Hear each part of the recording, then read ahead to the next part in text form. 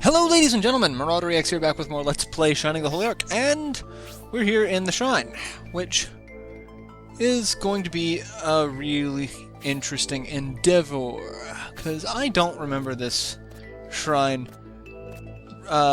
Really, to save my life, I don't remember much of this one. So this is going to be all sorts of interesting. And we've found a pixie named Pear, so I need to actually check and make sure I am up to date on my pixies. So let's do that.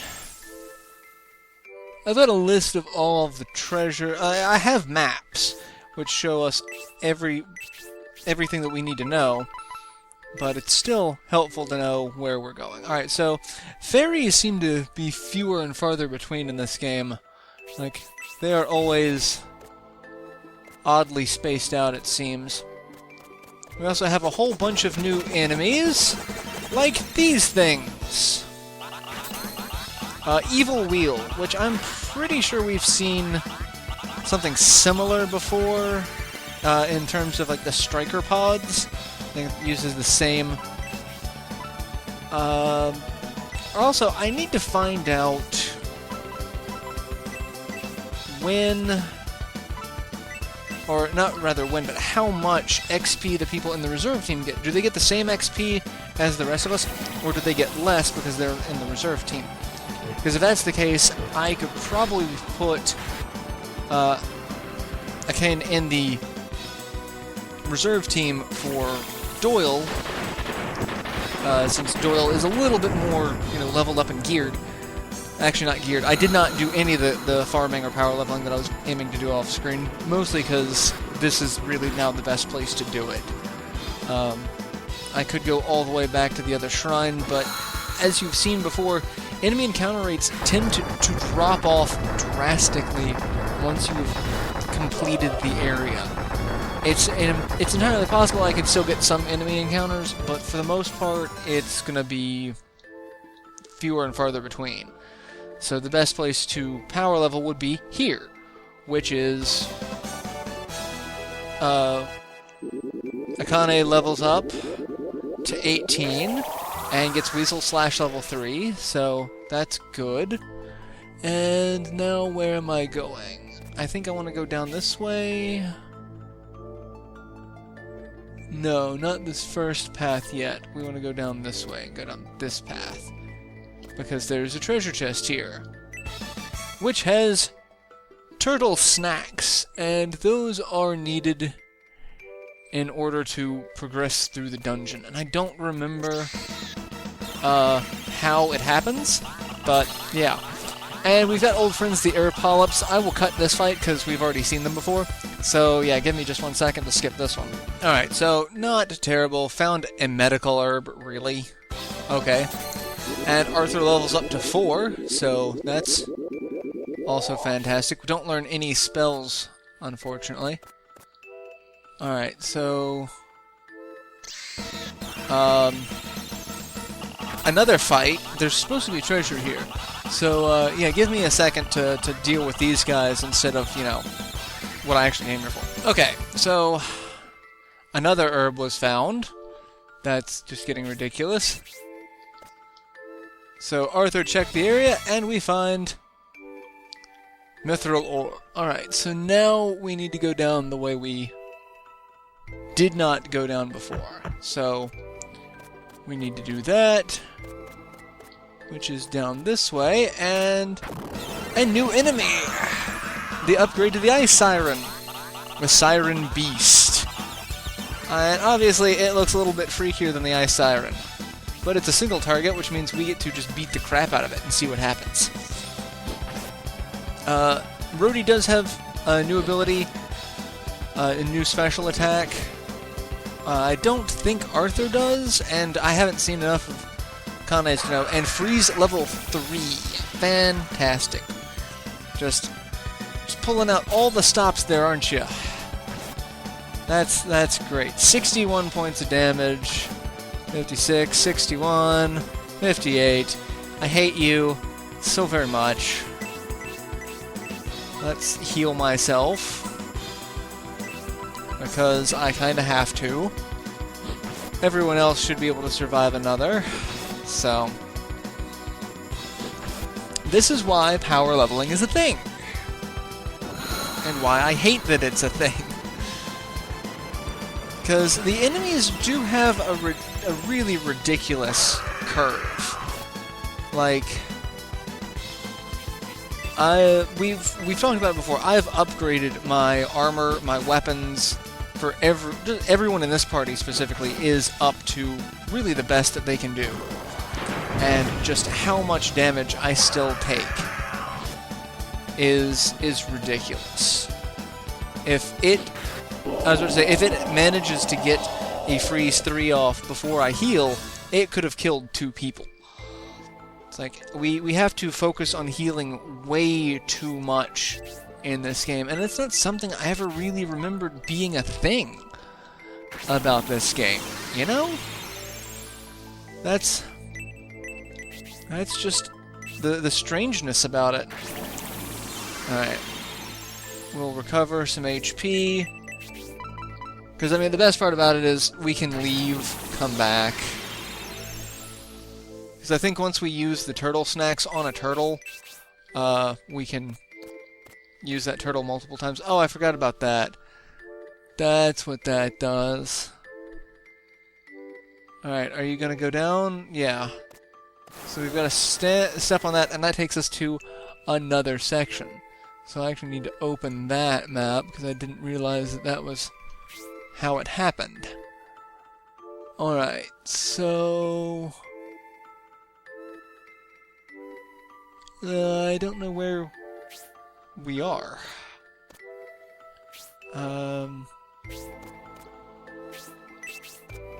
That's the thing. I don't remember what to do here. And... Something new. I didn't get a chance to switch to the right pixies, but this is a hell spiral. I don't remember the hell spiral at all. So I don't remember how difficult this is going to be or not. I could just stick with it created an all-consuming cloud. I guess that's going to be an AoE, like, yeah. Oh, but it's a new effect, that's neat. I like that effect. Why couldn't we have gotten that as a spell? I like that way better than the... like the Hell Slash and the Weasel Slash and that sort of stuff. Let's see if I can put him to sleep and follow the same pattern that we do with like the cube ghouls. Because I don't know what special effect Melody's new staff has. And it's asleep. Alright, so that's going to be considerably easier. Because I really don't want to screw with him if I can avoid it.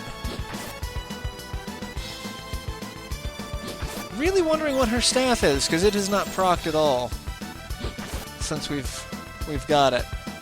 She's attacked a couple of times. I kind of would have expected it to have procced by now. The sleep effect procced rather often, but it also seems that its effect won't proc if a power attack is used. So I guess the roll is power attack. If not power attack, it would roll for success on if the staff takes effect. So, and who levels up? Melody to level 4. And she does not learn anything, unfortunately. But we are going to take a moment to throw out some heal 2s, because I might as well, given how much damage I'm taking versus how much damage I healed the last time, which is safe to say none. So, and heal 1 should work for both of them. So I don't need to get to full. I just need to get back up to a respectable set of digits. Alright, so where are we, and where do we need to go? We can go this way. Except we can't, so I guess we can come back that way. And a turtle. Arthur, check the area. There's a turtle here that looks like it won something. Possessions, use... turtle snacks. Munched happily on the food. Alright, so he takes us this way. Now we get to ride on the back of a turtle. I don't know how all of us are fitting on this one turtle, but okay. That's kind of okay. And another new enemy. A very angry crab-looking thing. King Claw. But why not Zoidberg? And obviously this follows the same trend as the other large crab, in which we have to destroy the claws before we can actually do anything else. So AoEs are going to be our really most beneficial tool. So yeah. And Power Spark level 1. Thank you. I love criticals. However, that did not do a lot of damage at all. It does make me wonder how much, if any, elemental resistance plays into this game. I want to say, I know there's more of an elemental resistance in Shining Force 3, so it's hard to say. I mean, because there's not a specific stat for it. Ooh, 46 points of damage. That was not fun. I did not like that at all. That's a lot of damage, isn't it? I mean, yeah. I mean, I didn't give him his upgraded his helmet, so I am like 5 defense lower than what I could be. So I guess that's really about it. But I really don't think those 5 defense are going to make or break taking 40 points of damage from a bad guy. Do you think? And Power Weasel Slash. But now that we've just got him, we can just focus on melee attacks, so we'll do that. See what his attack is. He's going to spout out bubbles, which is going to be a fun AoE. 40 points of damage. Really? Really? So he becomes more dangerous once you've defeated the claws. This is what I do not like about this game, because this is kind of a ridiculous... Oh, he's engulfed by illusions. Okay. So I don't think that's as good as the sleep, because he can still attack us. He's just less likely to attack, or less likely to connect.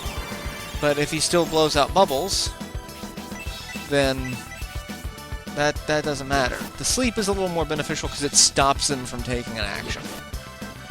But if this one procs more often, and it just hasn't been proccing lately for whatever reason, that would be...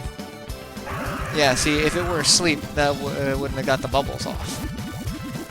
And it's just going to keep doing 40 points of damage to me all around, because, really? Alright, well, let's hope that this round kills him. Probably not going to. These things seem to have... Oh, well, that actually did work. I was about to say, these seem to have a ridiculous amount of HP, given the XP and gold that they seem to be dropping. Alright. Lightning level 2, so Rhodey has a new spell. That's good. Let's just go ahead and throw out heals, because I'm going to need them. And I'm also going to check and see what my reserve team's to next levels are, and see what they get from their experience, if they get the full amount or less than. Alright, so Forte is at 58, that's not going to be a good one. Doyle's at 1529. So 1529 is what we need to remember. And we can run through that wall and break through it. But we actually want to go back up this way because there was a way down. Right here. Which will take us down back to the first map. Which I have... Where am I? I'm right there. Okay. So... Go up this way, and there's a treasure chest there. And we get a boss... Well, not really a boss fight, but a prelude to a boss fight. A tentacle. I'm glad I healed. Alright, so... It's single target. Let's see if our typical strategy works against it. I don't think we can put it to sleep. But on the off chance we can, that would be fantastic, because it's just regular fight music. But it could also just be immune to sleep, so... That also means we cannot get that treasure yet, because the tentacle is in the way. 45 points of damage from an ultimate attack? Okay. I'm gonna try sleep one more time, and just keep attacking. Because, you know, on the off chance that I can put it to sleep, that just makes the fights so much more beneficial. But it doesn't look like it works. It's probably immune to sleep, so we will, we'll just beat the crap out of it. And 24 points of damage. Not... See, that's more of what I expect. And this is a more important enemy. And... yeah. The regular type enemies that we just get to encounter here, they're doing like 40, 50 points of damage. And we kill it, and it spazzes out and destroys the walkway. So we get 205, 229. So I'm now forgetting what I said. Doyle was at 15 something or other. So yeah, it looks like they get the full XP. If not the full XP, very close to it. So, because he was at 15 something, now he's at 12. So that's about right. So we really don't need to keep them in the party if we don't want to. So, open the treasure chest, and we get a potion. Yay! A potion. Just what I always wanted. And a doorway that takes us to another section, which not really all that important, but we get a couple of new things, like a new enemy that just kind of comes running out of the Big Mouth, based off of the beast enemies that we saw in the forest. So, and you know what? I'm just gonna stick with my sleep strategy. That's just really beneficial, you know? You know, if I can put things to sleep, it makes the fights just so much better. But it doesn't seem to be working at the moment. I don't know if it's their stats or the level difference. But, it's not working as much. So maybe I do need to power up in order to... Okay. They are just slightly more resistant to it, it seems. And... yay, it died right as, that became a thing. So, that's fine. Alright, so we can go all the way down here. And... there is going to be something on this spool. It is a potion. And then we've got one other treasure we can, well... we can't go that way yet. We gotta go up this way. And there's no up that way, there's just this way. Alright, so we'll go up this way and... get this, and that'll probably be it for this episode. So, we've got all the treasures that we can get at the moment, and then there's a huge expanse of nothing. in terms of where to go, or what to get, rather. There's, 15 treasures here on this floor, which we've explored very little of in the grand scheme. And then there's 4 treasures on the second floor. So 19 altogether. We've got 1, 2, 3, 4, 5. So yeah, we've got a ways to go. So, but there's a huge expanse of nothing. So I'll end this episode here, and I'll see you guys in the next installment. So till then, later everyone.